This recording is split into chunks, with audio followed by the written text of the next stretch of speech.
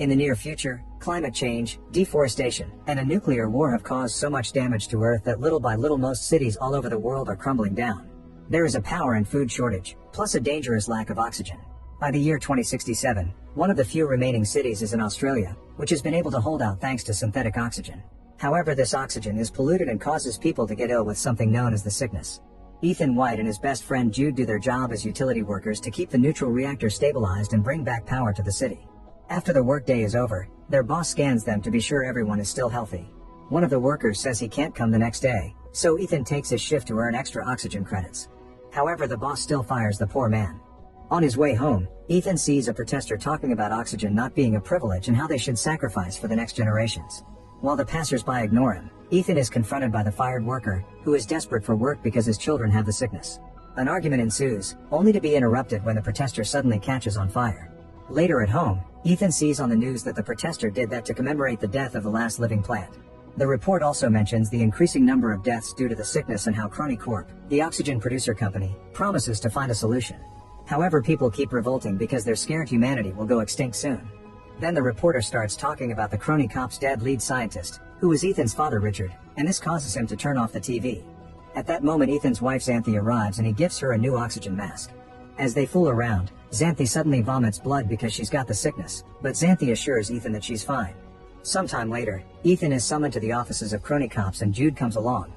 They meet Regina, the company's chief technology officer, who says Ethan can help them save humanity before taking them to the lab. It turns out they're working on a time machine called the Chronicle, which was invented by Richard 20 years ago.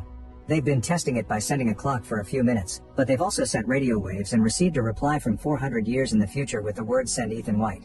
Regina theorizes that people from the future found the cure for the sickness and will only give it to Ethan. The team doesn't know how to get Ethan back though, so he'll have to find the people who sent the message to be able to return. After the meeting, Ethan goes to a bar with Jude to think about Regina's request. Ethan doesn't want to leave Xanthi, but Jude points out that staying means Xanthi dying, while going may mean saving her for years to come. When Jude tries to bring up Richard, Ethan reminds him that his father disappeared after leaving his 8-year son with nothing but a self-deletion note and a weird device on his wrist. Ethan thinks his mother wouldn't have died if Richard had been around, so he refuses to do the same to Xanthi. However, Jude thinks that not to be like Richard, Ethan must save Xanthi. After Jude leaves, Ethan thinks about his 8th birthday. He waited all day for his dad, but Richard arrived late, and his present turned out to be a weird box. He put little Ethan's hand inside this box, telling him he'd have to make an important choice someday, and suddenly an electronic bracelet closed around his wrist, causing it to bleed. As the boy cried in pain, Richard told him that the bracelet wouldn't come off and left the house, ignoring his wife's protests. Then Ethan also can't help remembering his mother's death and decides to go home to tell Xanthi about Crony Corp's plan. He doesn't want to leave her, but Xanthi asks him not to use her as an excuse to avoid saving humanity and to have faith. She also mentions all the kids in her class that have died, saying she's afraid. Later in the evening, Ethan goes to the roof to watch the city and desperately tries to remove the bracelet as he again remembers the day his mother died on the streets. That day Jude found him and shared his oxygen mask with him. In the present, Ethan screams as he makes his decision. The next morning, Ethan leaves a metal flower for Xanthi with a promise that he'll return, unaware that she's actually awake and crying. When he makes it to the Crony Corp's office, he makes a deal with Regina. He won't go unless Xanthi gets the first dose of the cure. Regina accepts and they immediately go to the lab, where the scientists explain to Ethan how to use the special suit and a small pocket computer called Archie. Jude shows up as well to show his support, promising to watch over Xanthi. Once he's ready, Ethan steps into the machine and electricity wraps around his body until the machine shoots a blast of energy, sending Ethan into the future. A hole opens in the sky and Ethan falls at great speed until he lands in the middle of a rainforest, instantly fainting. When Ethan wakes up, he notices his suit is burning and immediately takes it off, crawling away from it right before it explodes. Then Ethan's body has to take a moment to get used to the sunlight and the clean oxygen, which have allowed vegetation to regrow in the whole area. After admiring nature for a while, Ethan uses Archie to check his location, but Archie can't connect to any satellite. He ends up releasing a magnet into the ground, which allows Archie to sense nearby structures, and she guides Archie to the nearest facility. At the entrance, Ethan's surprised to find a skeleton with a hole in the skull, but the real shock comes when he sees the skeleton is wearing the suit with his name. He also finds a rusted Archie under the leaves and Richard's bracelet on the skeleton's wrist, although this one has a green light. This means he's dying on this mission, which makes him panic. Once he calms down, he tries to open the facility's doors to no avail, so instead he asks the rusted Archie to play the last recording.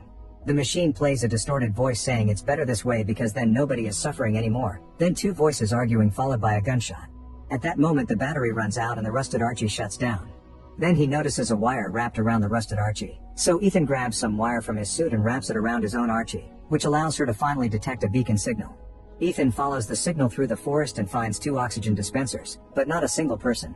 Later in the evening, Ethan starts a fire with Archie's help, although it takes him a while. He also finds some berries that Archie can't identify, so Ethan eats one and drops them because they taste awful. Next, Ethan asks Archie to use the constellations to confirm it's the year 2474, which makes him remember how he and Richard used to look at the stars together. However, the memory suddenly ends when Richard starts feeling sick, puking and hallucinating while a thunderstorm covers the area. Ethan watches a ball of light crash near his camp, and as his hallucinations get worse, he notices a man running toward him to stab him in the chest. Ethan passes out, and moments later, he wakes up to discover the mysterious guy is Jude, who injected him with medicine to cure the poison Ethan got from the berry. The next morning, Jude explains that Crony Corp is tracking Ethan's vitals and noticed he was dying, so they use their remaining power on the Chronicle to send Jude for help. Ethan shows Jude the skeleton, but Jude doesn't think that could possibly be Ethan. Afterward, they use Archie to continue to track the signal, and eventually they find another facility, which scans Ethan's eye and instantly opens the door. It's very dark inside except for a glowing screen with Ethan's name on it. When he presses enter, the bracelet on his wrist activates and extracts blood to analyze his DNA. Thinking they're being attacked, Jude reveals he's brought a gun with him. Suddenly the light on the bracelet turns green, and now that Ethan's identity has been confirmed, the computer turns on the lights. The duo is shocked to discover that they're in Crony Corp's lab, and the computer announces that the portal will open in 4 hours. Jude is relieved, but Ethan is worried because his bracelet is green just like the skeleton's.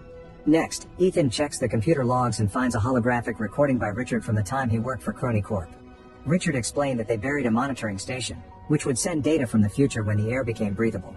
In the next entry, the team prepared to receive a reply from 2474, but they only got the words "send Ethan White."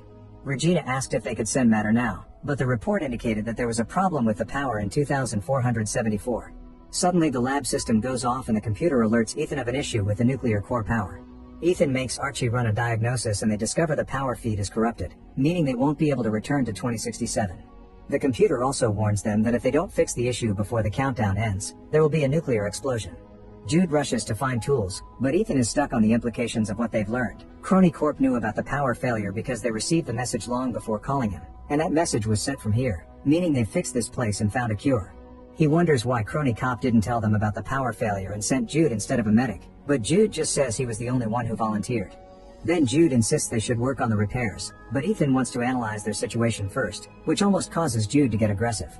As Ethan steps back, Jude calms down and asks him to notice how serious the situation is, so Ethan agrees to go to the access tunnel for repairs as long as they search for the sender of the message afterward. The duo crosses the forest and heads to the city, only to find it in ruins and covered in vegetation. As they explore the area, they find a lot of skeletons, and Ethan realizes nobody survived the year he came from. The Earth just waited for humans to die and then replenished itself. Getting worried, they go to Xanthi's school and find the skeletons of the students, meaning they died right there in the classroom. If nobody was around to move the bodies, Ethan can't help assuming they'll fail the mission. Then he finds one more skeleton. It's Xanthi's, and the metal flower is in her hand. As grief takes over his mind, Ethan remembers the night Richard called them to meet somewhere, but they were followed by a stranger who killed his mother and stole Ethan's oxygen mask. Richard never showed up, but Jude found Ethan and saved him. The memory causes Ethan to have a panic attack, but Jude helps him calm down. Ethan cries and regrets leaving Xanthi alone, still thinking they won't be able to change anything. However, Jude says they're better off because no one is suffering anymore, which shocks Ethan because those are the words he heard from the rusted Archie. To confirm it, Ethan plays the recording again, and he realizes the argument ends with Jude shooting him. At that moment, Jude takes out his gun and Ethan wants to know why he has it since there's nothing to fight here. An argument ensues until Archie reminds them that there are only 2 hours left for the nuclear explosion. Jude drags Ethan to the tunnels and they notice the nuclear core is fried, so they'll have to reroute the power. Their attempts to do so immediately fail and the computer tries to shut down the door for safety. Jude manages to block it with a metal bar, but when Ethan hears the computer say that the chamber needs depressurization, he removes the bar, leaving Jude outside to save him. Then Ethan activates the oxygen purge, which restores the power but causes him to faint.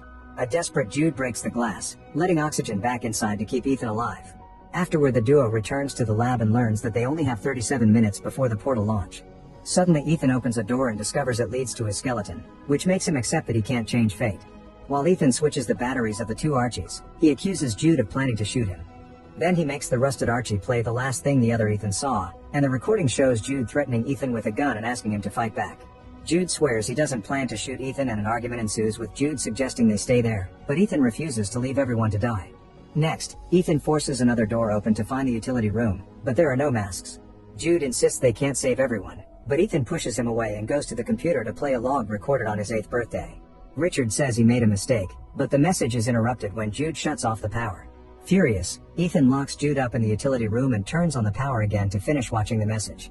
Richard said he did everything for his son and wanted to tell him so he called home and asked little Ethan to take a walk with his mother to meet with him. However, before he could leave, Regina and Jude entered the lab to corner him. It turned out Regina wanted to use the Chronicle to escape to the future with a selected group of elite people and abandon the search for a cure, claiming that humans were the real virus. Richard refused to cooperate and confessed that he programmed the system so only Ethan could activate it in the future, causing a furious Regina to take out a gun and ask one of the scientists if it was possible to send at least one person to fix the power issue.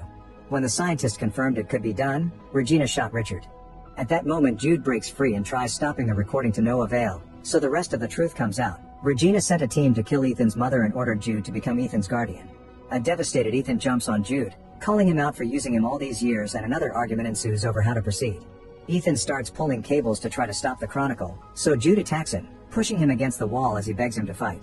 Since Ethan refuses, Jude brings out his gun and aims at Ethan's head, but Ethan still doesn't fight back, saying he believes in his brother.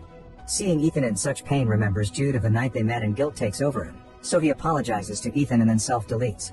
In the present, Regina is getting the elite group ready for their escape, and she orders a guard to kill Ethan as soon as they arrive in the future. Back to Ethan, he has a breakdown and reaches for Jude's hand, only snapping out of it when the computer reacts to the ping sent by Regina's team. This finally makes him realize that the person in the lab who has been doing all the things is himself, so he writes the send Ethan white message with a plan in mind. In the present, Regina waits for the countdown to reach 0, but instead of a portal opening, the Chronicle shuts down. Inside the machine they find a gift from Ethan consisting of a bunch of plants, a can, and a video of Richard's murder. In the future, Ethan destroys the Chronicle so nobody will ever use it again. Soon newscasts in the present are covering Regina's arrest and how scientists are working with the plants to start ecological regeneration. A chronic cop employee brings the can to Xanthi because it has her name on it, and when she opens it, she cries when she sees a real flower. In the future, Ethan buries Jude's body by the river and leaves the metal flower on the grave. Suddenly he sees a butterfly nearby, and as he remembers his father teaching him that everything in the universe is connected through time, Ethan rushes back to the facility to discover his skeleton is gone. Excited about the possible changes, Ethan runs through the forest to reach the city again, and this time he discovers humanity has survived and developed buildings that safely blend with nature. Make sure to subscribe and turn on notifications so you can watch more videos like this. Thanks for watching.